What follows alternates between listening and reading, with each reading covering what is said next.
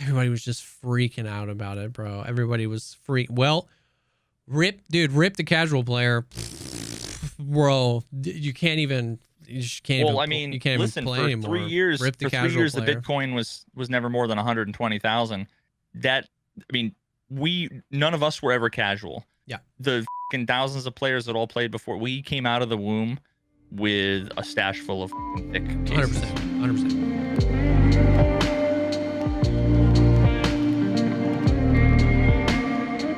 What's up, everybody? Welcome to the podcast, the show dedicated to talking about all the poggers things in life. I am one of your co-hosts, JesseKazam, an Escape from Tarkov YouTuber and content creator.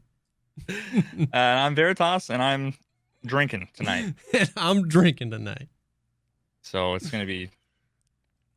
I'm actually like already fast forwarding in my brain to the speed runs. I'm either gonna like break world records tonight, or more likely than not, I'm gonna break the console. Yeah, it's one of those nights you can tell the rage is going to be focused. It's just like, am I going to be the best there ever was? Is that where I'm going to focus it? Or am I going to break something in half? Yeah, probably the latter. But there's always a chance. You do a few runs just in case. Just in case you break. Where are you at with what's the goal again? Is it sub 25? So it was sub 25, but I got to 25 in like 2 weeks. Oh, that's right. I think last podcast you were at like 25-10, and you were like, I gotta change the goal because I'm already there, basically. Like, and then now my PB is, I don't know, somewhere around like mid 23. Okay. So now the goal has shifted to 20. So now it's 20. Yeah. So it's gonna take some. And there's actually been a bunch of people that have been stopping by, which has been awesome because they've been like, I heard you talking about speedrunning on the podcast. I wanted to come and see. That's cool. So it's been a lot of fun. A lot of people coming by being like, whoa, this is fucking sick. But yeah, so now I'm just at the point where like I can do all the things in the run. The sum of all of my best splits, which is basically like if you break down all of the individual pieces, that's like 18 and a half minutes. That's like your theoretical best. Yeah, based on how you performed. Interesting. Okay. I'm more than capable of doing a sub 20. It's just, like it's like shooting 3 free throws in a row. Like at any given point to make a free throw is not hard, but to make 3 in a row when the pressure's on after an hour-long game, it's tied up, right? Like that's the hard part. And it scales that way. Like how many splits do you have in Mario? That's how many free throws you'd have to do in a row. Exactly. A free throw is not hard, but like statistically, what are the chances you'll make 1, 2, 3, 10, 15 in a row? Like it gets insane. You know what I mean? Theoretically, you can hit 1 out of 1 80% of the time, but 15 out of 15. Yeah, that makes a lot of sense. Which I can That's only an interesting metaphor. Yeah. Imagine is infuriating when you're on a good run and do something you normally do well badly, or even when you're on like a really bad run, a throwaway run, you don't even care anymore, and you like nail something that you normally suck at and you do it like I'm just sure that it opens up so much more frustration. Dude, I've been finding a pattern because what I've been doing is looking at other people who have like 19-minute runs, 1950, 1945 or whatever, to try to like compare kind of side by side, my runs with theirs. And you'd be surprised how many of them are 3 or 4 minutes faster than like my PB. But when you watch them, they look like not good. Like I don't know how to describe it. It's like, imagine if you're watching someone in Tarkov that had like terrible movement, and they were just like, but they camped at the right moment and they just killed everybody. But you're like, how the fuck are they? That's what I'm watching. Like these people that are like, they mess up and then they slow down here and then they do that and then they do that. And I'm like, is their timer just fucking slower than mine? Yeah, like, what's going on? How is this possible? But like, there's so many different elements to it. And the pattern that I'm finding is a lot of people, because what happens is when you get your best run, that's usually what you like clip and you'll put on the leaderboards, right? It's almost always in the midst of like 1,000 runs. So you're always mid conversation whenever like the thing starts, right? I've been streaming for 5. So you'd be surprised when someone's like, oh, I fucked up the first 2 splits, whatever. I'm not going to reset. Like this is a garbage run, but I'll keep going. and like the pressure is like off. Yep. So then they just fucking Crush. Like 90% of them are they fuck up the first 2 minutes and the run's dead and then they bring it back. That's how Ocarina of Time was for me too. The one that was a 25:03, I lost a minute in the first split. Normally I can do it in 10 seconds and I sat there for 53 seconds trying to fucking, and I'm like, you know what? After that, you're just like, whatever. Yep. You can kind of take a little bit more risks and, you're a little bit less invested. But imagine you do all of that crazy shit, and it's 100 to 100 in the basketball game, and then you have to hit. And the free throws are even more appropriate because the fucking Bowser throws at the end are literally like fucking free throws. Actually, no, they're like those like shitty carnival game or arcade game where it's like the light just moves and you have to like press a button. Oh, yeah. That's all it is. You're literally spinning the stick and you have to like press A right when Bowser's lined up, but like every now and then like the game lags, so you're like trying to time it, and it feels like one of those games where it's like it's skill but it doesn't feel like it. Yep. Jeez, that's so interesting. It's similar to like when you were saying you had the weird cartridge for Ocarina of Time with the SD card slot, and you had like ported the Japanese, and you knew none of those runs could count.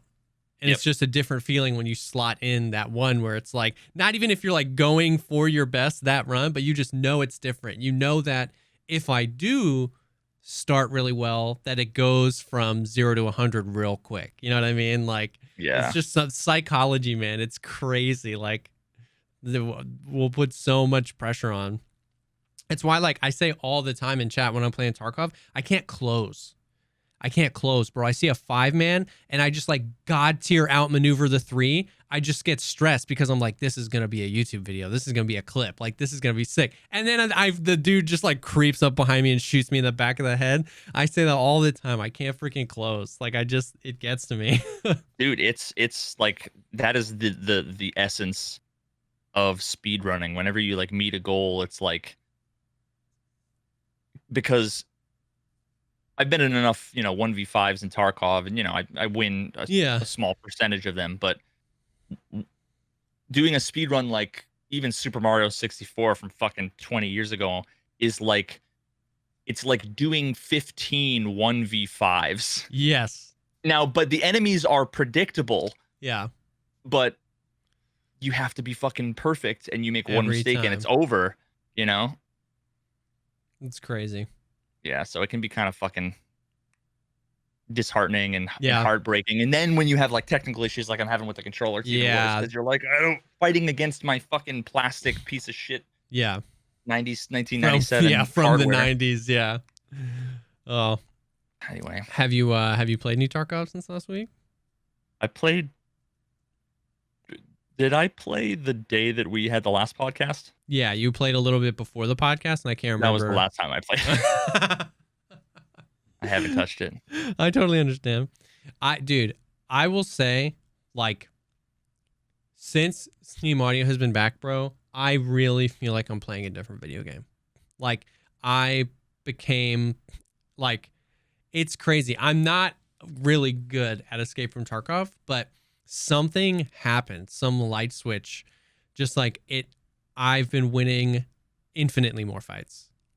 Just, it's unreal, dude. It's unreal. Like, we had a conversation the other night. I was like, am I a Chad now? Like, I don't even know. Like, would you guys consider me a Chad? Like, and we had like a funny joking conversation about it because, like, I'm winning fights, but I'm not doing the like Chad things, the like only running meta HKs. Like, HK is probably one of my least used guns this wipe. I'm not doing the like sprint by and like free look by the corner. Like, I get why people do it. I have done it, but like, I don't do that stuff. But I play really aggressively when I feel like I have the information I need to play aggressively, right? And so it's just been like, bro, I have just been having fun. Like, everything else is still the same, where with the economy and with the desync, like, I had some crazy desyncy deaths, like, it's frustrating. But when I'm in a good server and when I have, dude, the Steam Audio, it's blown my mind even how much of a change it's made to my gameplay in the past few weeks since it's come back. Like it's just a completely different experience being able to hear where people are coming from, even the general direction. Because like we said, like we've outlined many times, it's not perfect, but it's better. So it's just, I just feel like I'm better. Like, of course it's not perfect, but it's better. So I'm better. We've been doing customs, has been like nonstop. Oh, it's been super fun. So that's just been my experience. Like just Steam Audio, which that is linked to, we'll talk about Hunt Showdown in a little bit. Hunt Showdown, it was completely built on Steam Audio, all of it. The occlusion, the refractions, the reflections, the everything. And that game has audio like you really would fangirl over, bro. It's, yeah, we'll talk about that in a little bit, but interesting. Yeah, no, I like, God, I overuse metaphors, man. But I like metaphors. I love they like metaphors. They help me like visualize and understand things. Tarkov is an eyeball. The audio system is cataracts, and Steam Audio is glasses. Wow. Like it's like the cataracts still are gonna be fucking blurry, and they're still gonna be fucked up. But what the glasses clear up the shit that that is clear. What you're looking through is slightly less blurry now. It's still blurry, dude. That's a yeah. And I mean, I probably rely way too much on sound. Yeah. Like that's why part of why I hate playing with teammates, because like if I hear footsteps, it's almost like, you seen the Book of Eli? Yes. It's almost like I feel like that's fucking how he rolls. Yeah. Spoiler alert. But like when people talk, it's what it must sound like for a fucking bat in a cave if someone was like, ooh! Like they would just go blind, right? It's like shining a blinding light. And when people are like, oh, I'm going to the left, I'm going to reload, I'm like, shut up. Like, it's like my vision just whites out and I can't hear, I can't see, I lose all context. And then, so Tarkov with the ambiguity, the worst part was the ambiguity, because you hear something, you think you know what it means. Yeah. Half the time it is what you think. Yeah. Half the time it's the opposite. Half the time it's not even either of those. It's something else. Just something completely else. So you just learn to like not trust your senses.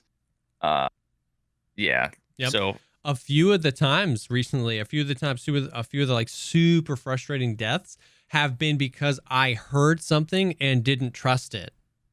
And like, you know what I mean? Like I was like, I think that like, did I hear a guy outside? Did I hear a guy hit a stim to my back left? I don't think so. There wouldn't be another guy. And then we get third partied and I'm like, it's like, it's weird to retrain the muscle memory to trust the audio again, or at least trust it more, because we've been so beaten down to not trust it. Basically, if you can't see it, or if they're not running in full sprint, just you have to go find them. Go find the information you want, then act on it, which is why it's such a hyper-aggressive thing. But it's been so much fun to find a middle ground, bro. We've been doing nonstop customs, dorms. Like dorms is mine right now, bro. Mine. Like it's just been so much fun. And with the team play, me and Sealable, we play so often that we now play farther and farther apart from each other, so each other's audio doesn't get in the thing. And we were having stuff where it's like he's just calling, somebody opened this door, I hear the metal, so I just break a window, jump out, now I'm outside, I swing on him, the dude's on the ladder, he has no idea where I am, I come back in, Sealable jumps out the window.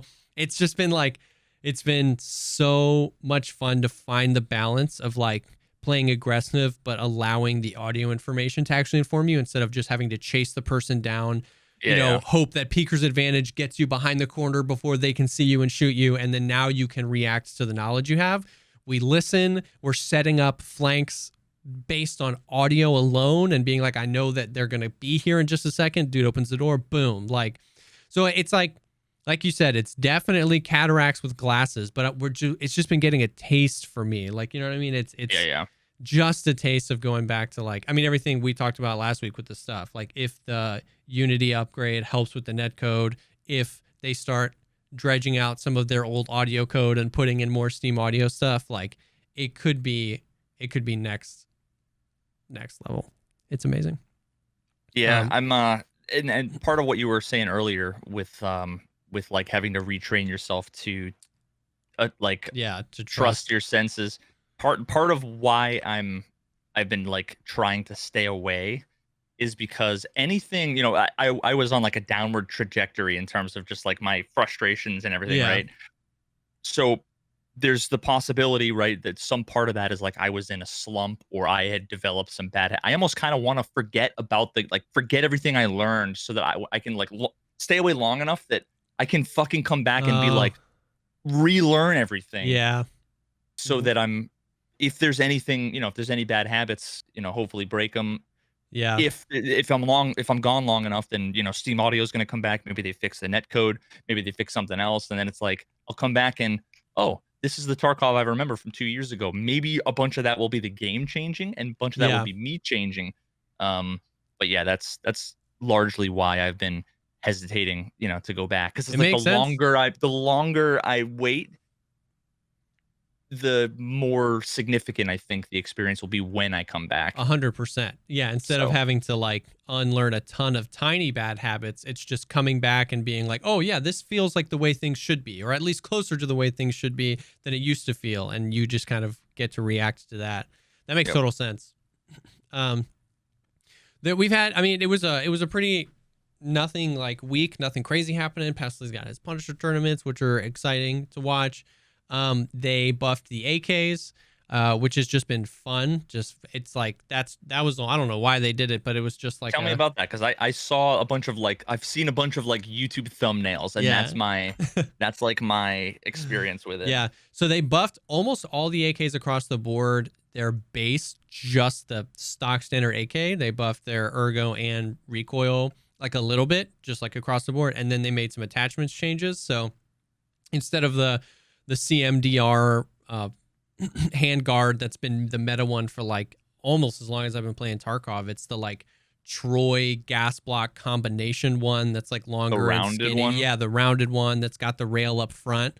That's the meta one now. That's my favorite. Yeah, it's the meta one now, so you're gonna start seeing it everywhere. And so between some of the attachment changes and the stock ones, they all feel good. Like the meta 545 AKs, the 74N still, but it's down to like 45 vertical recoil, and with a 60 round mag, 50 ergonomics, it's like very usable. The 762 AKs, the 103 got like almost 10 recoil knocked off of it, which those are the ones that like 762 AKs are super fun to use, but they definitely have some kick. And then the one everybody loves to hate me for, my favorite, the Long Boy AK-101 with the long 5.56 suppressor on it. The Hot Guns one that I did where it was so bad. It performed so bad.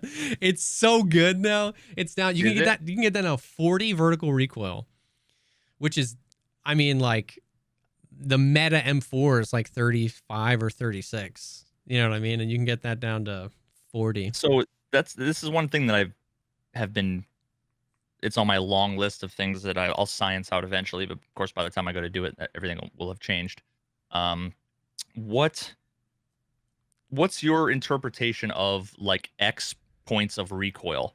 Is it something that's linear that you can compare, i.e. like 40 recoil for one gun and 40 recoil for another gun? It's the same like Y offset, you know, on the screen, or is it completely fucking different and arbitrary and it, like, I have no idea. I think somewhere in between. I don't think it's completely arbitrary, but I think like most things, there's like an infinite amount of subsystems that make it, it's like an organized chaos, but it appears to be chaos. Like armor's a great example of that, where like the game says armor class, armor durability, but like, you know, that there's like destructibility statistics for the material it's made out of that is present nowhere. You know what I mean? Like, and so there's a million variables, but ultimately does it take 1 bullet, 2 bullets, 3 bullets, or 4? Yes. Right? Like there's only 4 outcomes. There's only 4 outcomes. Yes.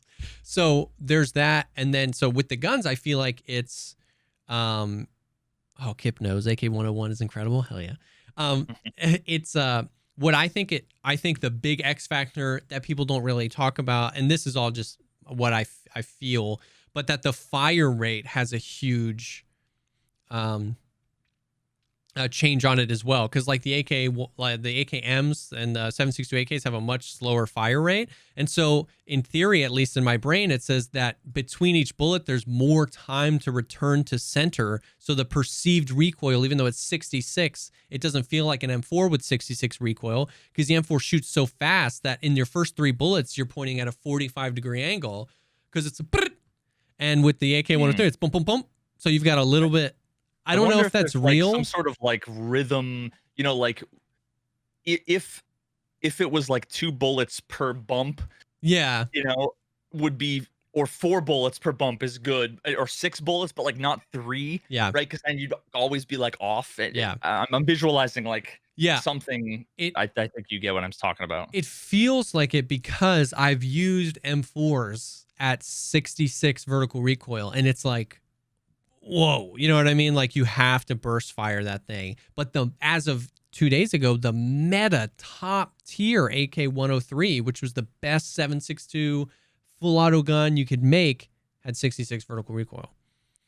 And it's just like, I don't know. Maybe it's all in my brain. Maybe it's fire rate plays its part. Maybe, like you were saying, maybe it's that even if we could get them down to the same fire rate, the AKX has a 44 vertical recoil and the M4 has 44 vertical recoil, maybe just baked in the way their recoil patterns work is different enough to make one perceived to be more controllable versus the other. It's probably a culmination of all those things. But it definitely, it's definitely better now. And like with like the 5.45 AK, 60 round mags for 5.45 AKs are so prevalent and so easy to get. You know what I mean? Raiders drop them, Killa drops them. You can craft them. You can barter for them. Unlike the 60 round fucking HK mags or M4 mags or 100K last time I checked. Yep. But with 60 rounds, man, with 60 rounds and 44 vertical recoil, you just hold mouse 1, because that's the other way recoil works in Tarkov, right? And if in any gun, you just hold mouse 1 long enough, it's gonna go. But see, that's just the thing, sink into a rhythm. You know what I mean? 50 round drum or a 60 round mag. When I have like a RSAS, or well, actually, that's literally the worst example. Like a FAL, right? Yeah. With a 50 round mag, I'm like, I can kill 50 people with this. Yeah. When I have an HK, I'm like, I can kill 2 people. When I have a VAL, I'm like, I can kill 1 guy with these 30 rounds. So there's got to be something there too. If I come across a 1v5, I would much rather have a FAL or even like a semi-auto 308 or an AK, with BP than any of the maybe easier to control full auto guns that do less damage. That's for sure. That's huge. That's like the spray and pray. I don't know if you want to call it spray and pray culture, but like the spray and pray attitude that Tarkov has across the entire community, myself included. And I hate it, dude. I say that all the time. I'll be like, why did I just full auto there? Because I wasted half of my mag and missed all my shots. Like that's a huge, I don't know. It definitely feels that way. Like I definitely feel like I can't eliminate a 3-man with a 60 round mag in an M4. It just feels that way. When in all reality, if I just went back and watched those clips back, it's like you just didn't have to full auto there. You could have just tapped that guy, then sprayed this guy. Then you still have 33 rounds left. Why even reload? And it's like, oh yeah. So it's just like anything else. Man, there's another sports fucking metaphor. I'm like picturing, I'm feeling in my head, but I can't identify exactly what it is. I don't know if it's like when you get like a breakaway and you go to layup, like there's something like I used to get so stressed out when it was like you break away and you go to like that. Those layups are fucking harder than one where you've got somebody covering you and putting pressure on you, because you're like, you overthink it, and you know what I mean, like you get tunnel vision. So what you don't want to do is be like, all right, I'm gonna one tap these guys, 3, and then you like fucking trip and someone throws a nade at you, and then the whole thing's over. And it's like, if I just went, they probably would have scattered, and I would have killed them all. Yeah, So unfortunately, you get rewarded for mouse wanting. Yeah, probably enough to train you to, for sure do it. For sure. I mean, it's definitely situational, but yeah, I mean, you can, yeah, in Tarkov, more situations, it's just hold mouse one, which, can be changed a variety of different ways. I remember way back podcast days, we had Clean on here, and we were talking about that, where it's like a way to nerf the time to kill isn't to actually nerf armor or ammo or anything, but it's to give all the guns more recoil. You know what I mean? Yep. Like, which is, it's funny because like, it's such a weird thing. Like, because we talk a lot about the whole like realism is a stupid argument, which is true, but it is interesting. Like my buddy sent me a clip the other day of a guy with the Stang 100 round M4 mag, and it was like a mediumly modded M4, and he was at the range, and he was joking around obviously, and it was a full auto one, and he just went, brrr. It was like a laser beam. Like he was just holding it there. Like there was no perceived recoil while he was holding it. Now I'm sure his shots were kind of peppering the thing, but it wasn't like. So it's like, it's a weird thing where everybody, all the gun nuts, all the realism gun nuts want to come in and be like, well, actually that gun is a laser beam in real life. It was engineered to be that way. But then at the same time, they're also like, yeah, but in the field, you'd never full auto. That's not a thing. And it's like, okay. Well, which fucking is it? Yeah. Well, it's like, well, I believe that it's both. I believe that if I was out in the field and I really only had 120 bullets on me, that even if my gun was a laser, I'm not going to just mouse one. I'm not just going to hold the trigger down but that's the thing. It's like, so that means we have to break the realism on one end. And this goes back to everything we've talked about to ultimately service a feeling of more realism. Because in the field, people aren't bringing in 100-round mags and just holding the trigger down and just, pointing the gun in the general direction and mowing down people. It's precise, especially since we're supposed to be private military contractors. We're kind of on our own. We're lone wolves. Like, it's supposed to be more precise. You can't just say that. You can't, if you're fighting for the realism, you can't say, well, in real life, guns are laser beams, but also you would never just hold down your trigger. It's like, well, we're playing a video game. So if my gun's a laser beam, I am going to hold down the trigger. So one of those things has to change. We have to break the realism in service of creating a more realistic experience. And so here's how you respond to those people that say, the fucking cowboys that I'm sure were in the Marines or whatever, and they're gods. Okay, it's a laser beam. I'll hand you a fucking laser pointer.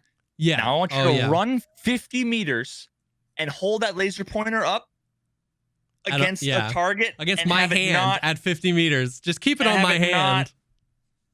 Every time your heart beats, you can fucking feel the blood. Like, it's one thing between being able to control and manage a gun. Yes. And being able to hit a dime at 100, full auto. When you watch real soldiers, real like helmet cam footage or whatever, it's almost always pop, 100%, pop. Because if you've ever looked through an optic, you realize you don't get a nice fucking 4K picture, and you don't get to just hold shift and go and have the whole screen go. Actually, stop your heart. You're like, fuck.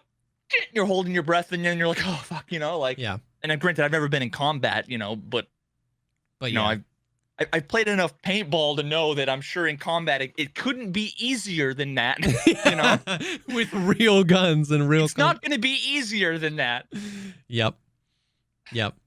So it's an interesting thing. So anyways, going back to the whole I just remember way back in the day I was talking about how nerfing recoil could nerf time to kill without having to adjust all these ridiculously unnecessarily complex systems. If the thing, and that's something I talk a lot with my buddy Desmond about. He went and played Rust a lot, which has really predictable but crazy recoil patterns. You see the guys with the mouse cams that do this with their mouse, but their gun is holding because they've mastered the recoil, and it's something that takes time and it's hard. And I would just love, I don't know, I just that's a thing that's been coming up a lot recently is recoil. That's something that I haven't heard Nikita talk about in a long time. I'd love to get 5 minutes with Nikita and just be like, why'd you go this way? Would you ever consider going another way? Do you like that the guns are this way? Do you already have plans that you're going to change the thing? I don't want to come in and assume, but We haven't heard him talk about that in a long time, and it's just interesting because that tiny thing would fundamentally change the way Tarkov is played. You know what I mean? Like, you wouldn't have to change the armor, you wouldn't have to change the loot spawns, you wouldn't have to change the ammo values, you wouldn't have to change anything other than giving everything more recoil, and it would just be interesting. Yeah, I this was probably a decent segue, because I will say that, so I played Deadside Yeah. yesterday for the first time, and actually now I'm kind of craving playing that again. I might play that tonight. After. We'll see. But to give you an idea for what Deadside is, it's basically a better DayZ. That's a better DayZ. Here and come the DayZ better, fans. I say better because it's got more of the things I like and less of the things I don't like about DayZ. It's purely subjective. Yeah. I hated the zombies in DayZ because they weren't really a threat unless you were naked. Yeah. They're a threat until you get an axe, and then they're just a nuisance. Yeah. But like if you just spawn in and you find something really good, but you don't have any way to defend yourself, you're just getting chased by 3 or 4 zombies, and then in the distance you see a bunch of dudes that are just watching you get fucking harassed, and they're just laughing at you, like, because that even if you got away from the zombies, they're just gonna fucking pick you off. Yep. So they were just annoying distractions, but there's like scavs in Deadside. Yeah. They're just like random kind of patrol-y AIs. They're sometimes they are better than AI scavs in Tarkov. Sometimes they're worse. I don't know how old the game is. I want to say it's like a year or two. It's not like DayZ that's like fucking feels like a decade. I think I remember hearing about it about a year ago. Saw a bunch of like everybody tried it out for a day, and then I haven't really heard about it since. Yeah, but so the gunplay in DayZ I never really enjoyed very much. Yeah. Now that's it. It's not to say, like, I watch people who are fucking. We talked about JLK, Yes. and we both were fanboying out. Like, but watching him, like, clearly the gunplay is something that you can get better at. Yeah. It's not, it's like when I watch fucking Mario and I'm like, this is the worst, most janky bullshit. Until then I learned how to control it, and it's like, oh no, I was just bad, right? Or CSGO, if you don't know the AK spray pattern, you will never kill anybody. Yeah. But if you're able to like control it, then you can fire full auto and be hitting a dime, right? So that's not to say that DayZ is necessarily bad. It just never felt good for me. Yeah.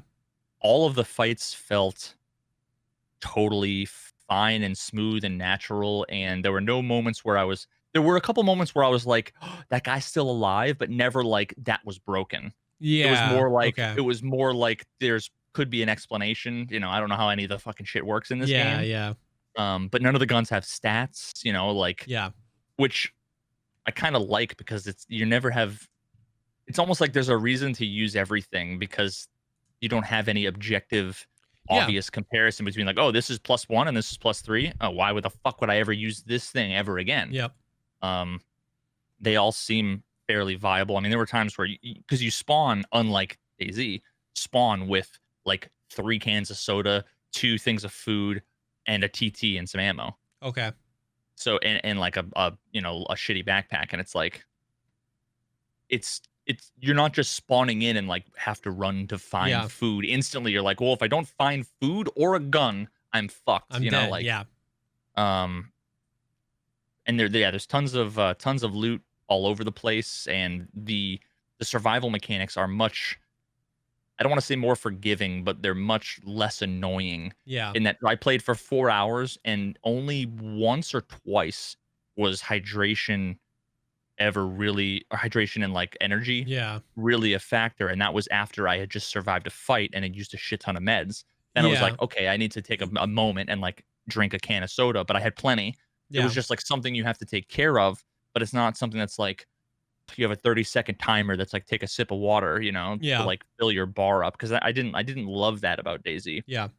But yeah, the gunplay felt good. The some of the animations and stuff were a little bit janky. But overall, it's a really pretty game. It's got the god rays, that like DayZ's got with with the nice like sunsets and clouds and through the trees and stuff. Yeah. And there was really only two things that I would like if I were to make a video, you know, that was like Yeah. getting dead-sided.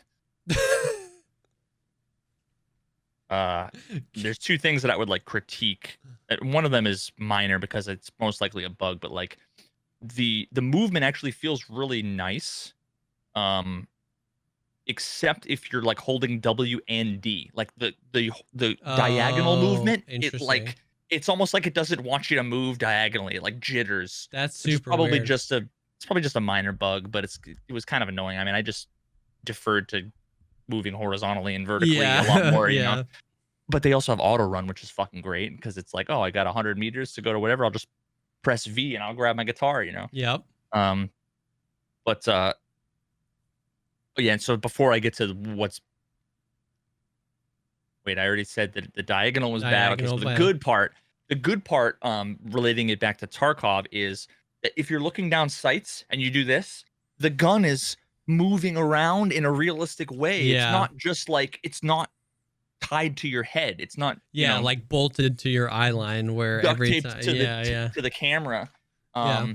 It makes it feel like you have control over the gun, but it's uncontrolled control. Like when you're shooting full auto, it's something where it's like you can see you're shooting towards the guy, but you're not. Yeah. It's not like you have a beautiful, perfect picture and the gun's just going like this. You know, you're like, it's chaotic, which is, you know, how it is to shoot anything. I mean, there are videos of, you know, of female soldiers that look like they're 5'6" with M249s standing shoulder, just full auto. It's like they can control it. Yeah. But they're not putting hole after hole in the same fucking bullseye. Yeah. You know what I mean? Like it's going to be moving around and if you were to aim down the sights, you'd see this giant hunk of metal fucking, you know, going chug, chug, chug, chug, chug in front of you, moving around. So it felt really good. And the shotguns felt fucking phenomenal, dude. Yeah. It was like, I haven't played a game where shotguns felt good in so long. Yeah. Like me and Fluven were rolling and we met some people that the first people that I met with VoIP were like, Veritas, what's up? Oh, like, my God. Like, no way, dude. He's like, yo, check this out. And he dropped like a Ford Armor, fucking like an Alton, like it was not like a 249, but it looked like a G36. Oh, but like if the G36 was an LMG, I don't even know how to describe it. And it had the double magazine, and the guys are just like 200 fucking bullets just going buck wild. And like there were dudes like that would go down in 2 shotgun shots from 20 meters. Yeah. Like it felt good. Yeah. And it felt so good that like I could have that LMG, and if I saw a group of 3 scavs on the road, even Tarkov, I would go prone and full auto and I'd kill them all. Yeah. In this game, I was like, pop, pop, pop, pop, pop. You know, it was like, you shoot and it goes up, and then you're like, get back on target, and it shoots, and then a little bit of recoil, and then back on target, and it felt fucking really good. It felt balanced. It felt like I felt like a marksman and not like I was playing some click game, you know? And that's kind of where, like, that's why, I don't know. That's where I'm at with the Tarkov Recoil, is that I play games. So I played some Hunt Showdown. I played some Warzone the other day. And they have vastly different recoil mechanics. I played DayZ. Deadside is similar. And I don't know what I want anymore because I'm really used to the laser BB guns that's Tarkov, but I want to try it with more recoil. But I also love, like, I love the difference between Deadside, right, or DayZ or Hunt Showdown or anything really, is the like dramatic amount of like customization. It is the fact that in DayZ you're John Smith who just woke up in the zombie apocalypse, and in Tarkov you're a private military contractor lone wolfing it in this. Like, I like that Tarkov tells me I'm a better shot than the guy in DayZ. I like that Tarkov tells me I'm a better shot So where's the middle ground? Where's something where it's like, yeah, exactly. These soldiers in IRL, they can control these guns, but that doesn't mean that at 200 meters, yeah, like a vector in real life, that thing has no recoil. I mean, that's just like, but you put that at 100 meters, you can't put all 50 rounds in a 3-inch square, or even like, let's say I had a 6-inch by 8-inch. You couldn't do that at 100 meters like you can in Tarkov. So what's the middle ground? Like, how do we give this sense of like wanting to like upgrade your traders and use this stuff and kit out your guns? How do we make it feel not like Tarkov, but not quite like a stock AK in DayZ? I feel like somewhere in the middle is something. I don't know. I mean, I would say that and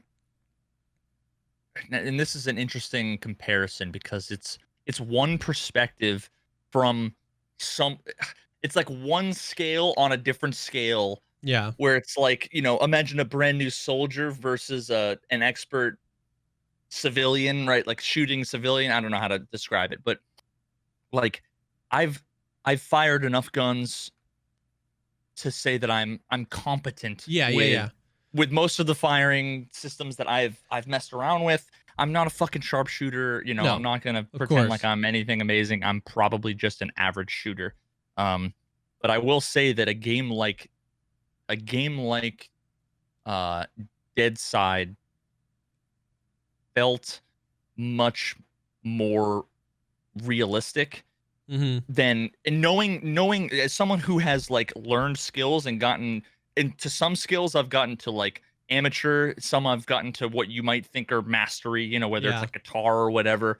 I wouldn't even say that, but like I know enough to be able to identify like, oh, the skill gap between the greatest and whatever. So you can project forward like, oh, okay, I know what it would be like theoretically to be the best at this other thing or whatever. For sure. And I'm just leaning towards a game like Deadside with those recoil mechanics where there's a little bit more wobble and a little bit more sway, but you can control it, but it's not predictable, but it's controllable. Feeling much more realistic than anything like meta modded. I mean, I still maintain that like if you have an AK-74 stock, like that's what it feels like to shoot a gun. Like don't mod it in Tarkov.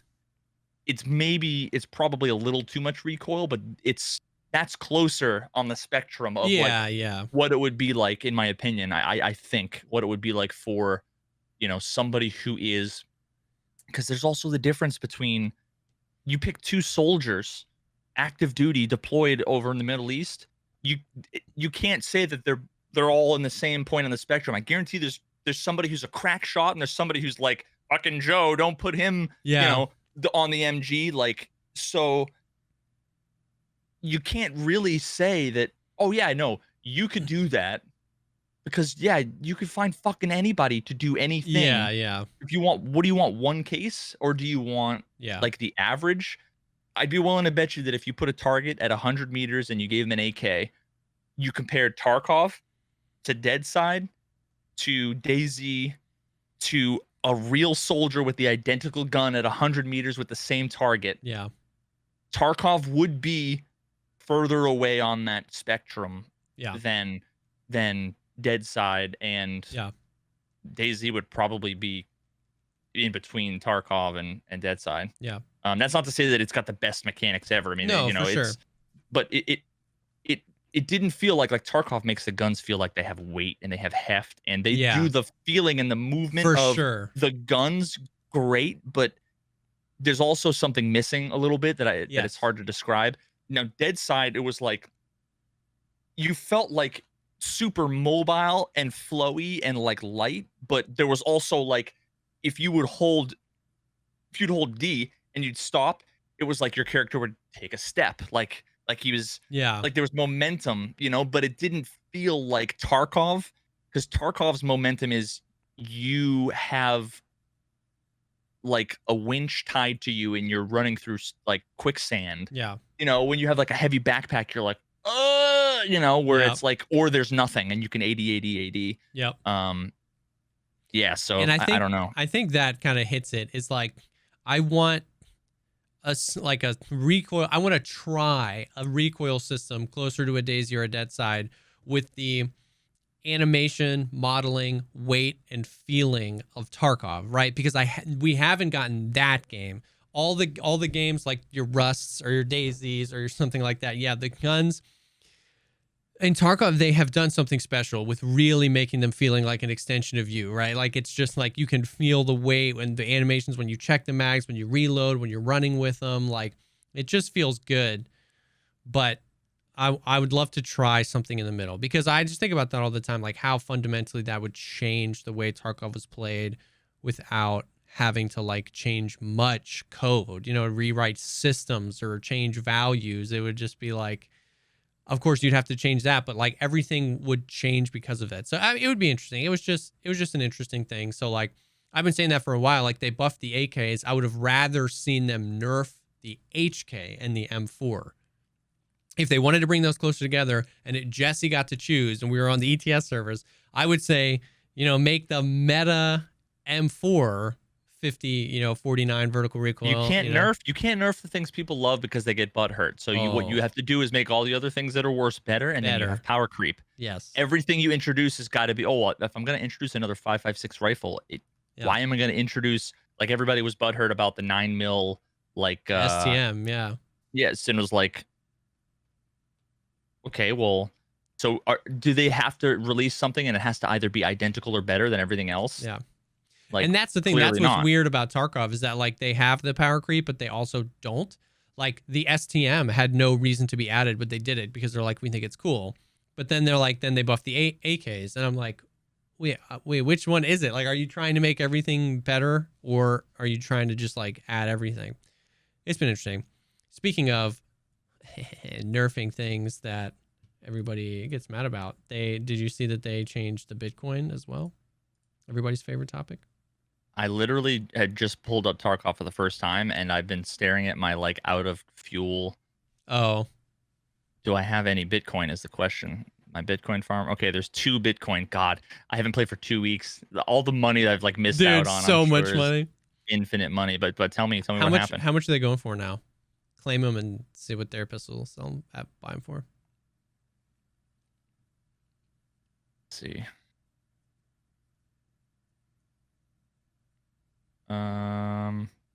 657. 657. Okay. They were like 880 last time I. So they tweeted out today. They tweeted out like something about the point. This just in. Therapist has let us know that she'll now be purchasing Bitcoin for 10 to 15% less, and she is assuming further degradation over time. Oh, okay. So Therapist is a fucking crypto forecaster. Sick, dude. So it's something. So it was just interesting. Let's pull a GameStop and fucking everybody buy and boost it up. Yeah. She shorted Bitcoin. Well, no. Well, that's the thing. They've broken the link. They've broken the link between IRL. They broke it. That's what that was saying. It's no longer a reflection of IRL Bitcoin. 20%. That was what that tweet was saying. That was saying, we're taking it back. We broke the link. We're nerfing Bitcoin. Stop crying. Unless the link is like, it used to be like Bitcoin price times 1.7. Now it's like Bitcoin price times 1.4. For sure, which is something a lot of people said that they could just do. Like the physical Bitcoin in game is 0.2 of a Bitcoin. Just make it 0.1. And now all the Bitcoins are 400K. Yeah, 100%. But they didn't do that. They decided to do it this way. They said Therapist is buying them for less. They've broken the link. And it was such a cluster. It was such a, I hate. Did Reddit catch Twitter, on fire? Bro. I didn't even open Reddit. I couldn't even handle Twitter, bro. I couldn't even handle Twitter because everybody was just freaking out about it, bro. Everybody was Well, rip the casual player, bro. You can't even. You just can't. Well, even, I mean, you can't listen. even play For anymore. 3 years, Rip the for 3 casual years, player. the Bitcoin was never more than 120,000. That, I mean, none of us were ever casual. Yeah. The fucking thousands of players that all played before, we came out of the womb with a stash full of fucking thick cases. 100%. What's So crazy is that, like, you and me know, like, Veritas, let me ask you, what's the difference between 25 million rubles in Tarkov, 250 million rubles in Tarkov, and 1 billion rubles in Tarkov? Nothing. how long you can meme before you need to buy something. Yes. Nothing. There's nothing different. And what drives me up a wall is that this is, like, far and away the easiest wipe it's ever been to make money in Escape from Tarkov. And you do not need the Bitcoin farm to casually, to 4 to 10 hours a week, make money, make good money. Get yourself a stack of 20 to 50 million cash on hand rubles if you just play the right way. But so people say rip the casual player, and what they don't understand that they're saying is that as a casual player, I should have the same amount of money as a Chad. That's what they want. It's like, you, as a casual player, you have access to all the same things. You have access to all the same gear. You have access to all the ways to make money. You can make that money very effectively this wipe. You can, if you put the casual in a vacuum, in a few weeks, that casual can buy or barter for or craft slicks. I have more slicks in my armor than any other armor right now. And I've never bought one off the flea market with my Bitcoin money. I never crafted one in the Bitcoin farm. That's not a thing.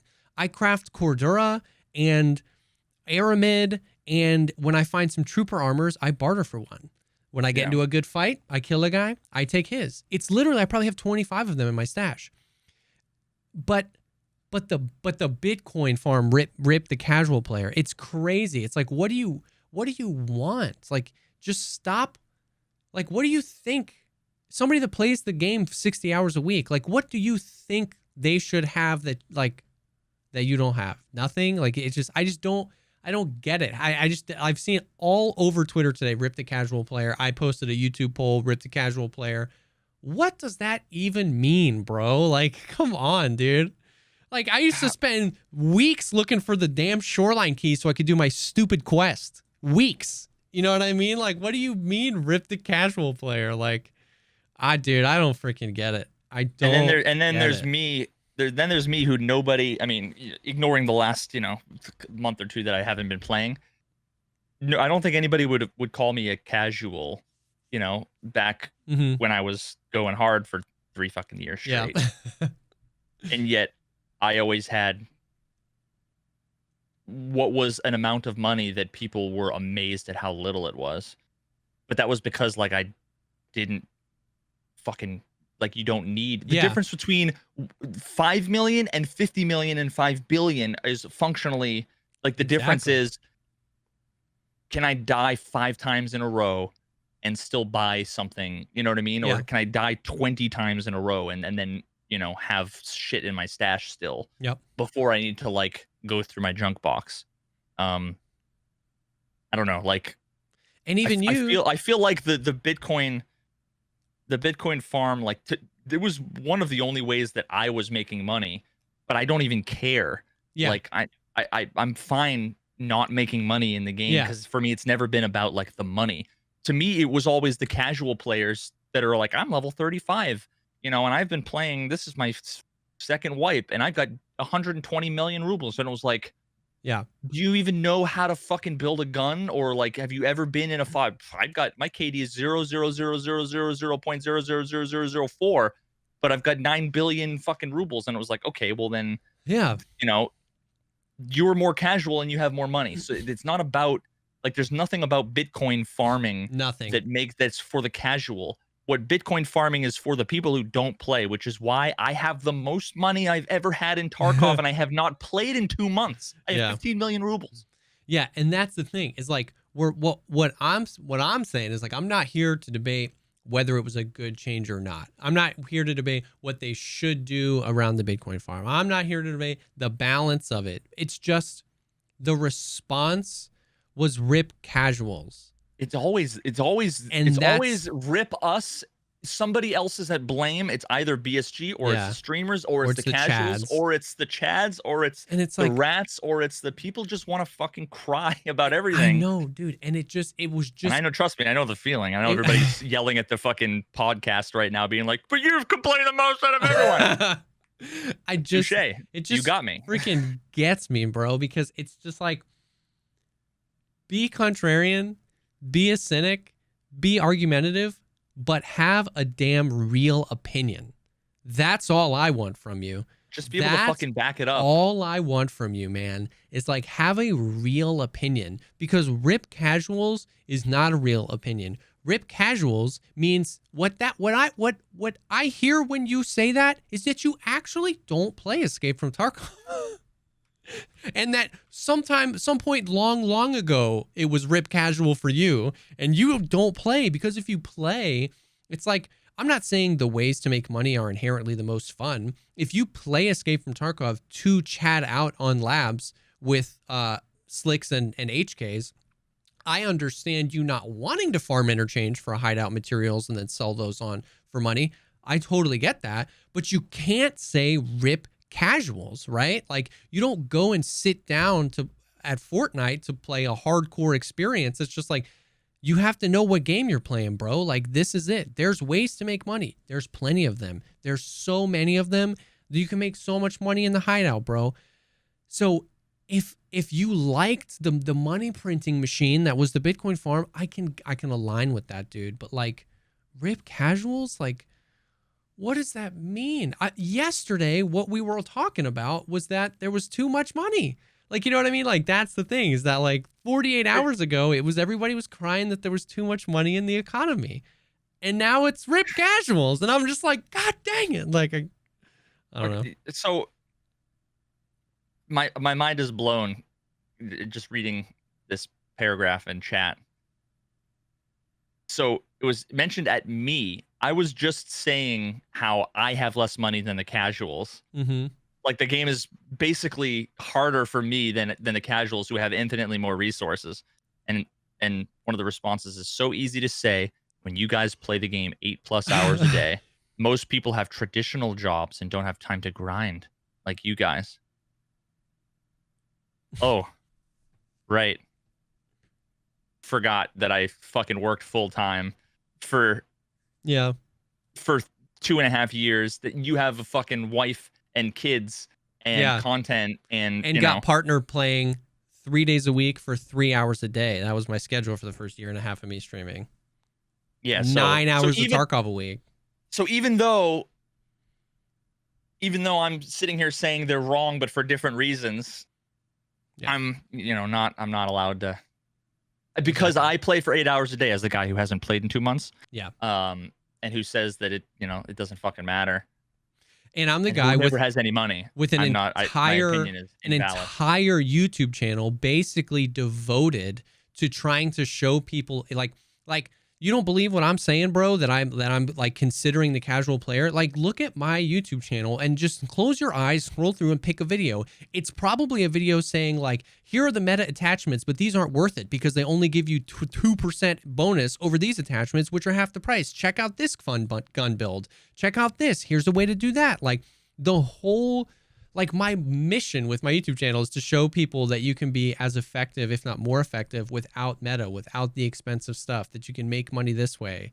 Like, I just, what we saw in chat was a perfect, what we saw from that comment is a perfect example of what you started this whole conversation with, is that no matter what, you can say it doesn't matter because fingers go in the ears, and you're wrong because you are a streamer or because you are a X or because you are a Y. It's not about the actual fucking facts of any of the matter. It's not about any history. It's not about data. It's not about analytics. Yeah. It's just about, even though my response that I'm mentioning you at shows that I literally don't understand what you're saying. I didn't hear what you said, blah, blah, blah. Don't say anything to me, but you're wrong. You know, it's like, yeah. It's that's the reason why everybody goes rip casuals. yeah. I mean, I'm sure, you know, he had a Reddit post. Yeah. He was one of the original fucking authors saying rip casual. So it was just interesting, man. Like the Bitcoin change there, like, and like, granted, like, what I'm not here to do is sit on some high defense council for battle state. Once again, I have Kazam. I have yet to Kazam. I have yet to actually say if I think it's a good idea or a bad idea. You know, they've made all the hideout upgrades more expensive. They made getting all the clothes in the game more expensive. They made getting increasing your stash more expensive. They made Bitcoin harder to get. I'm not here to say that it's just like,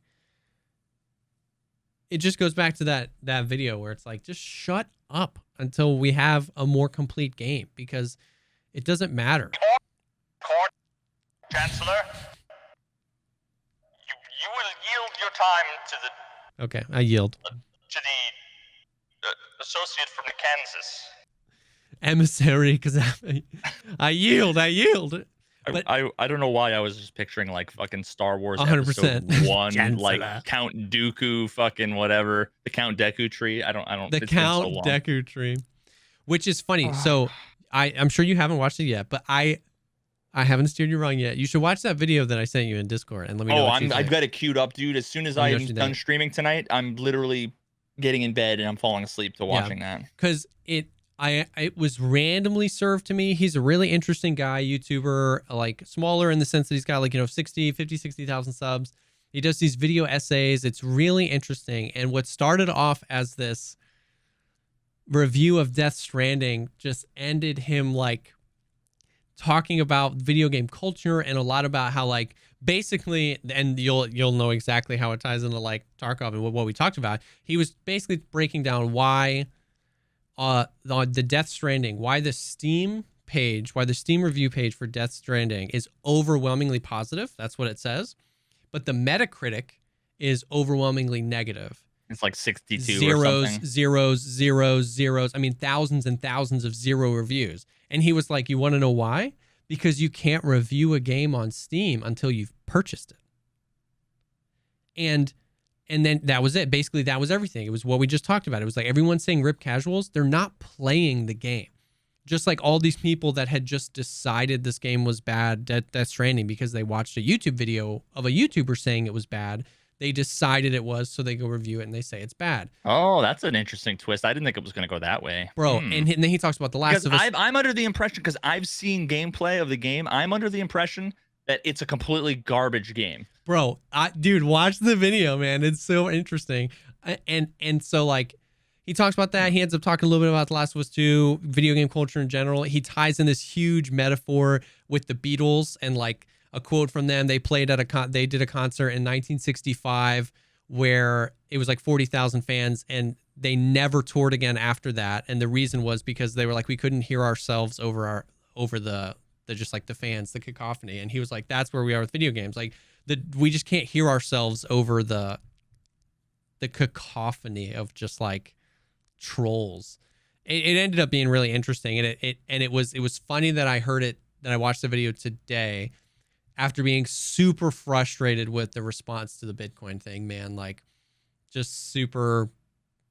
I'm looking forward to it, because I've been listening to a few podcasts as well. I keep listening to this podcast. Rest in peace. Fucking, you want to say rip casuals? Rip Cool Games Inc. The fucking best podcast ever. That it has since dieted this podcast. Died. Yeah, it's Google it. Okay. I don't really care to get into it. But it was the quote unquote game design podcast where people would tweet at them funny shit, and then they would have to like, how can we make a game out of this? That's it was funny. The one where like the first episode is called Grandma Wants It Al Dente. And it ended up being like, it's a roguelike asymmetrical game where like someone is a pasta shaman, like grinding through the dungeons, and then the other people are playing on like smart glass, doing like a cooking simulation. and like it's fucking ridiculous. But Yeah. but they the last like 2 episodes they went off on a bunch of rants that were all talking about Death Stranding, and I just listened to those That's for like funny. the 150th time. That's Yeah, super so funny. It's perfect timing. I gotta Yeah, watch that's this. super funny. So so that's Tarkov, man. Like not a whole lot's changing, but it's getting, like, to be honest with you, man, it's getting so tiring. And I don't want to throw out names because I don't want to like assume, but like there are a few other content creators that I really enjoy too. Oddballs is right here, dude. You don't talk about him like he's that I can see are getting so just cheese grated, grinded down about Tarkov, and it has nothing to do with their enjoyment of the game. It has to do with just talking about, not even like the community, because I don't want to lump everybody in, but it's just talking about, there's like, it's annoying when you have to talk about the same thing all day, every day. And then it's annoying. No, that doesn't. I don't understand. And then it's annoying to have to talk about the same completely and utterly irrelevant thing all day. Whoa, you don't what? And what? That wait, you mean you don't want to fucking argue with a different flat earther every day? Yeah, dude, yes. Oh my god, that's such a perfect example. It's not fun for you to argue with a different ignorant anti-vaxxer every day, that even though you put together a perfect argument and debate and all this evidence and research and logic, and you explain it to one person, someone else comes in and says, "Hey man, but you know the Earth's flat, right?" And you're like, I gotta start all over. And if you don't, you're a fucking hypocrite piece of shit. Yeah. And I have empathy for the fact that I know that I signed up for this type of medium where I could go on a 27-minute rant about why Steam Audio is good, and then somebody could have just joined the stream and asked me about Steam Audio. Like, I try to empathize with the fact that I sign up for that. It's not that frustrates me when people have genuine questions. Hey, should I do this? I think we talked about this last week. Hey, should I do this? Like, oh, what do you think about this? It's the guys that come in first message. Did you see the Bitcoin change? Rip casuals. Or like, I can't believe you're using that stupid gun. Or why are you using that stupid thing? Or why are you like, and it's that and that over and over and over. Why do you think Battlestate Games actually hates us? It's like, what kind of a trap question is that? Like, get out of here, dude. Like, shut up. And so if you look at it, the problem is when you see it from both angles, it's, and this is why I got so fucking cynical and so jaded, because I know I'm 27 steps ahead in the discussion to where somebody's like, "Hi, I just got here and I have never heard any of the things you're talking about." And I'm going to quote this one Reddit post from 3.5 years ago that's since been discredited, and everybody said it was wrong, and it was fucking deleted and blocked, but you got the cached fucking version of the webpage because somebody else made a video on it and it didn't get deleted on YouTube. But I still have to go through all the details or whatever to tell you why you're wrong. And if you just do the reasonable thing that everybody's like, "Oh, there's another one here." Yeah. Everybody's like, just tell him to go away. Then what he sees is he comes in and he's like, "I have proof that the Earth is flat," and you're like, oh no, the Earth is definitely not flat. Oh no, get out of here. I'm done with you. And it's like, so just to do the efficient communication thing, which is like, I did a video on this. It's fucking, it's a dead meme. It's incorrect information. Here's the right answer. Well, now you're just an asshole, or you're not willing to defend your opinion. Yeah. And then the next guy comes in and it's the same thing. And then the next guy comes in and it's the same thing. And so it's like, I try really hard to meet in the middle. I try really hard to empathize with the fact that this medium is weird, but it's a different thing. It's a different thing to come in disrespectful. It's a different thing to come in when you don't play the game. It's a different thing to come in assuming Battlestate Games hates its player base. It's a different thing to come in. And that's on top of the fact that they just kind of dug their own hole by giving us this rolling feature set where we're all used to this game, and then when they change it to make it more like the game they want, that's not the game we've been playing, so it's not the game we think they're making, and then it changes, and it's not. I have been grinded down. My enjoyment, like, dude, how do we start this podcast? I was like, yo, Steam Audio is great. I'm like freaking slaying out. I'm winning all my fights. It feels like my enjoyment for Tarkov is like high, like maybe arguably higher than it was this far into Last Wipe. Like, you know what I mean? Remember, the worst state it's ever been in economy. My enjoyment of Tarkov is high, but like my ability to stomach everything that comes with it. Like, you know what I mean? Like, I want to unfollow everybody Tarkov related on Twitter, not because they necessarily post stuff, but it's like anytime they post anything, like Tweak is a great example of this. Like, Tweak loves to just like throw out like, yo, I was thinking about this today, bada bing, and he'll throw like a tweet. What do you guys think? And it's like I've seen him be like, Jesus, I'm sorry. You know what I mean? And I feel so bad because, hey guys, my house just got burned down for I tweeted, my bad. I'm sorry that I, said increase the ergo by 3. yeah. And I it's know, like, I'm sorry I killed your dog. so it's just becoming like memes and like really hate-filled memes towards either a specific group of players or the developers. And it's like, and I don't like, that's where I'm at. It's like, I don't know what to do. My enjoyment for this game is high. It is high right now. I am having fun playing this game, but it's like, I'm just a guy playing the game. I don't have insider information. I don't have an opinion. In most scenarios, I don't even have an opinion that I think is more valid than yours. Sometimes because I've played the game for 3,000 hours and for almost 3 years, I feel like I have perspective you don't have. But for the most part, it's like, dude, I don't know what they should do to fix the economy, bro. Like, let's just have fun, man. Like, Dude, listen, the rest of us have jobs. dude, you just play video games all day.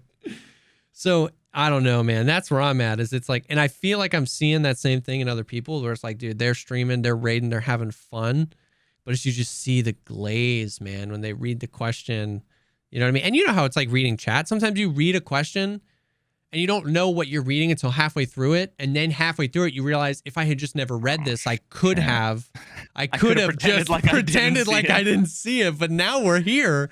Somebody team kill me or something so we can distract everybody. Like, I don't know. So it's just, I don't know. It's weird, man. Like, but the place I want to plant my flag, what I want to end that like rant on is like, God dang it, I am having fun playing this game. Allow me to freaking do that. Like, you know what I mean? Like, that's it, bro. It's just so simple. If you're not having fun playing the game, stop playing the game. If you're having fun playing the game, play the game. And there's definitely forums for discussion and healthy discussion about like, what's a cool idea? What's this? What's that? I'm all for that. But like, we just got to pull the hate out of it. We got to pull it's the foundation of our arguments so often is hatred or frustration. And that's what I'm talking about. That's the stuff that's got to go. Not genuine questions, not curiosity, not excitement as a new player that doesn't know anything, not little Timmy coming in. It's the because hatred, nobody is a new player that doesn't know anything. Everybody is a fucking expert. Yeah. And, so I've been dealing with a whole bunch of stuff like we talked about with some family estate shit. And it's like going to, like an internet forum and asking a question about like stamp collecting and trying to get like valuations and stuff. At no point would like, I know enough to know that I'm not like, I was literally writing out a forum post and I'm like, I deleted the whole thing and I'm like, I know that the thing I'm saying is the thing. I think I'm unique and I'm special.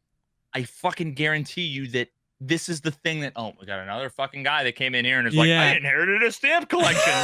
Like, I'm like, oh God, there's gotta be 8 million fucking, dude, that's gotta be where the majority of people are coming from this one thing, but they all fucking think that they have, oh, I'm the special one. Yeah. I have special information. My thing is unique and special. People just need to stop assuming that they fucking know what they're talking about unless they know what they're talking about. Yeah. And need to ask more questions and assume less and to judge less based on shit that they are not fucking qualified. Dude, ask more questions. Do you know how disarming it is to your pride or to that hatred to just come in and ask a question as opposed to saying a statement? That's why I'll answer 10 out of 10. What do you think about Steam Audio? And I'll ignore 10 out of 10.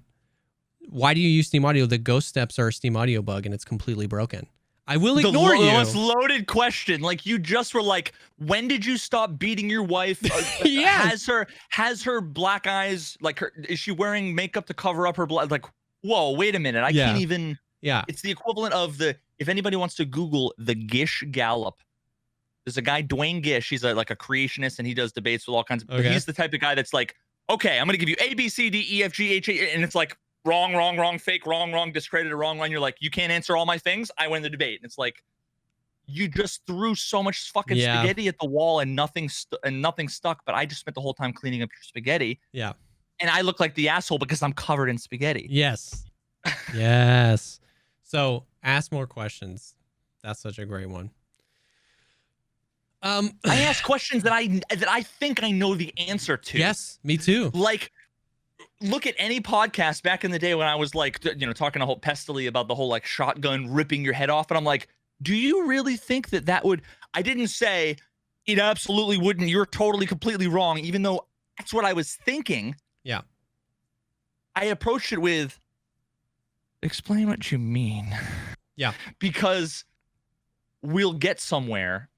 And if I happen to have been under a misapprehension, I don't look like an idiot. Yeah.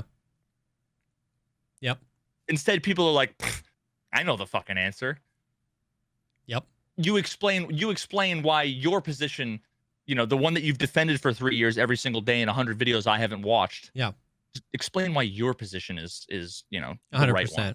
And that's often how to completely disarm them. It's like, just throw the questions back at them. It's like, why do you think Battlestate Games hates casual players with this whole Bitcoin nerf? And it's like, there's like 7 assumptions in it's there like, that I. Yeah, it's like, okay, like, can you prove to me that they hate casuals? Can you prove to me that's why they nerfed it? You know what I mean? It's like not even proof. It's just like, how do you know? Like that's my go-to. It's like, how do you know? Well, yeah, I know exactly. Yeah, you don't know that. Like you just don't know. Whatever. Why else would they? Yeah. I can't think of Literally argument from ignorance. I can't think of anything other than Clean went and complained about there's too much money in the economy, and then Nikita was like, okay, cool, and then we went and did it. Yeah. Who the fuck knows why they did it? Yeah, I don't know. knows, I don't know, and I don't care because it's all fucking irrelevant anyway. It's all fix the net code, dude. It's. And now I come back to where my original fucking point. Dude, it's all moot. It's all bullshit. But it really arguably is, and it's. All right, moving on. We talk a little bit about Hunt Showdown. Have you ever played? No, there's been so many people that have told me to play, and maybe it's just because I don't know. Whenever I watched it, it always looked like it was like a weird, janky Red Dead Redemption meets like Dark Souls bosses, like with giant spiders. It was just like, fucking, what is this? No, I've never. I'm sure it's probably sick. I've never looked at it and wanted to play it. So I align with that, where it's like nothing here. Am I like, that's stupid? But nothing here makes me go, how much is this game? You know what I mean? Like, that's always how it's been. And I played with Pep. We did some Tarkov raids. I know he's super into Hunt Showdown, and I was looking for, something to just like, fart around anything else, other than Tarkov these days. And so I was like, let me download Hunt. And let me get that Hunt, son. Let me get that Hunt. So it's definitely like, bro, the audio is such. Yo, you want to hear something that'll blow your mind? Okay. I'm ready. Okay. Every gun. Blow my mind. Let's say you're back at the lobby, right? And I'm picturing myself so deep in the lobby. So deep in the lobby. Okay, now you're going and you're trying to pick what loadout you want to do. Sorry. Can you hear the effects on your end? I can hear the beginning and the end always, but for some reason in the middle it gates it out. Oh, it's probably better that way. Okay. I just made myself feel uncomfortable. Sorry. I've had almost an entire glass of whiskey, so fill it up.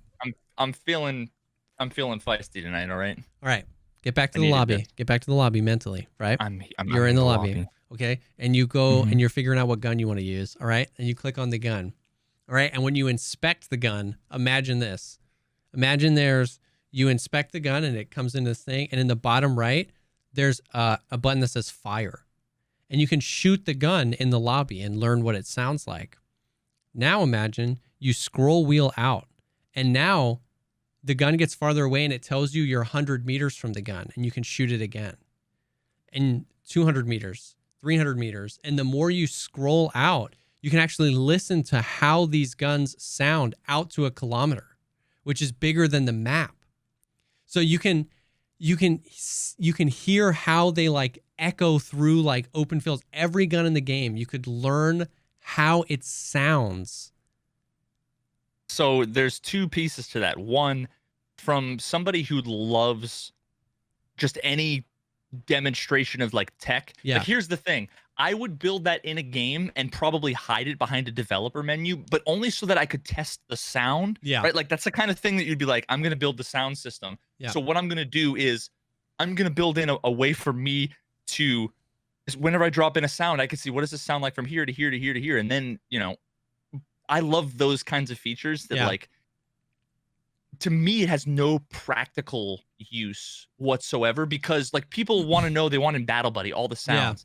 When I hear a gun at like, whether they have a fucking AK at 60 yards or a P90 at 45 yards, they have a gun in there in that direction. It doesn't, I'm not going to play it any differently, but you won't in Tarkov. I have an appreciation for that. You won't play it differently in Tarkov, but you will in Hunt.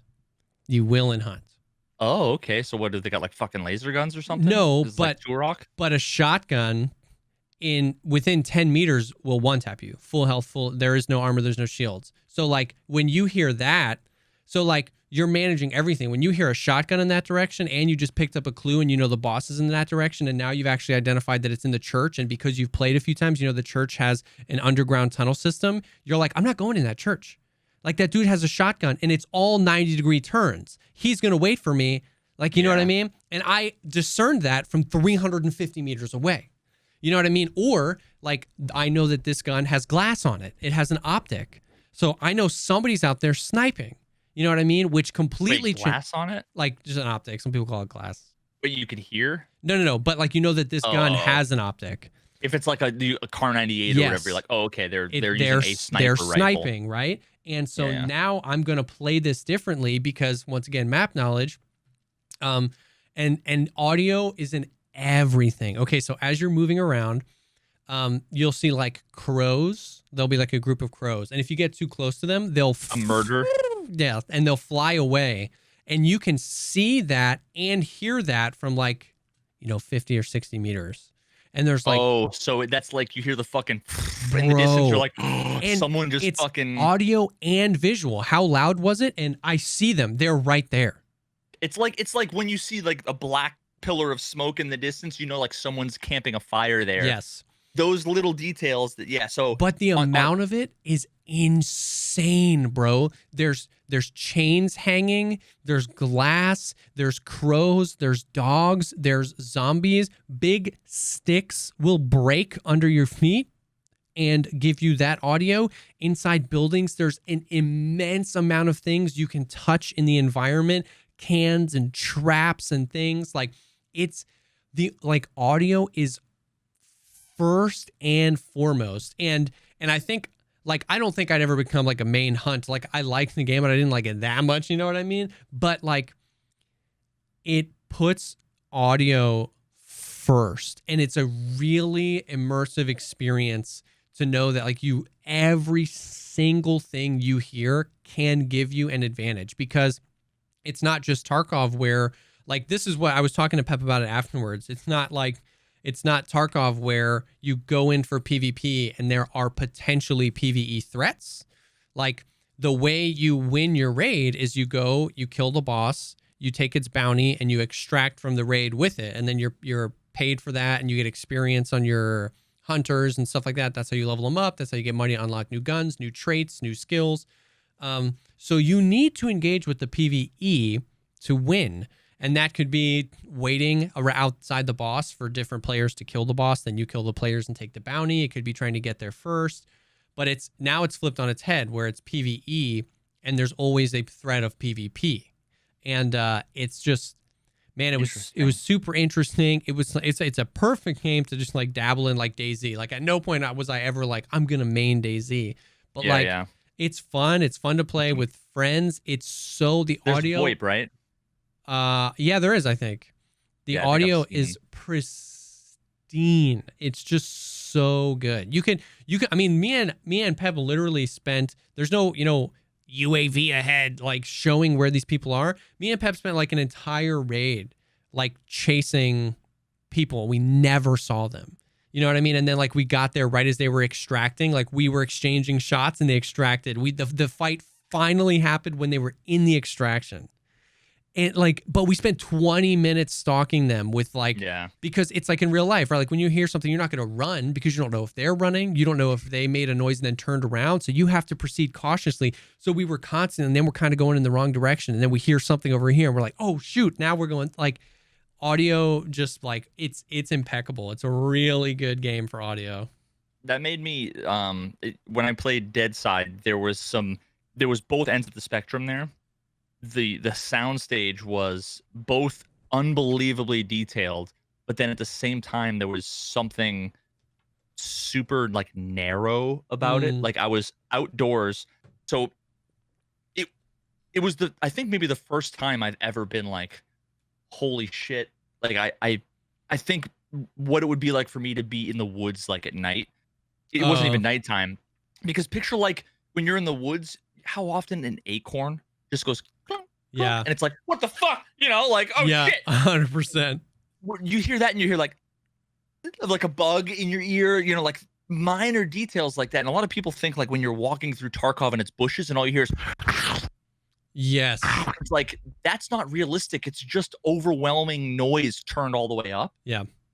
It's not like you hear crackling over there and it was like, was it a bunny or was it a fucking squirrel or was it like a dude? You know, there were so many times where I was like, and it was like you just hear like a fucking, you know, I don't even think they even like had a bird. It was just like the sound was like a source because it's, you know, early access. Yeah.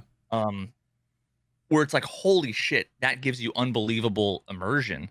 But then there was something about it that was like, I actually pulled up, I went on YouTube and I was like, guys, tell me if you think, everybody was saying the sound was good. It's like, tell me if you think the sound is better now. And then all of a sudden I played it and everybody was like, oh yeah, it's holy shit, that's amazing. It's because I pulled up like a 3-hour woods ambiance like background and it was like, boom, now there's like wind. Yeah. It didn't have any like environmental, there was no like, it was weird. There was no wind, but there was like footsteps and acorns and like leaves, but like I felt like I was like indoors. Interesting. I don't know. So no, I see what you're saying. Yeah. I literally had that fucking forest ambiance playing, and it was like the game is instantly better. Like just play an MP3 in the background. Like, dude, that's amazing. It gives so much more feeling. So I'm hoping that they do something more with the sound there. But sound is, I am the ultimate. As soon as I got, like when I was like 13, my first pair of Turtle Beach headphones playing Call of Duty 4. It was at that point that I might as well have just put on a blindfold and said like, okay, I'm now echolocating. Yeah. Sound, I probably, it's a crutch for me. I rely on it way too much. It's why I get tunnel vision when people are yelling and I just instantly get pissed and like, because I'm like, I feel like I'm blinded. Yeah. But sound to me is more important than vision. Yeah. Because I can pre-aim and fire against somebody who's running at me that I do not see, but I can hear. Yep. Very, very rarely do I ever see somebody that I don't hear first. Yep. You would appreciate that in Hunt. Like it's like, I'd never played the game before. I don't know the map very well. I don't know anything, right? And there were like multiple times where I was like, Pep, the guy's right. I know like he's right there on the other side of this thing. I had no visual.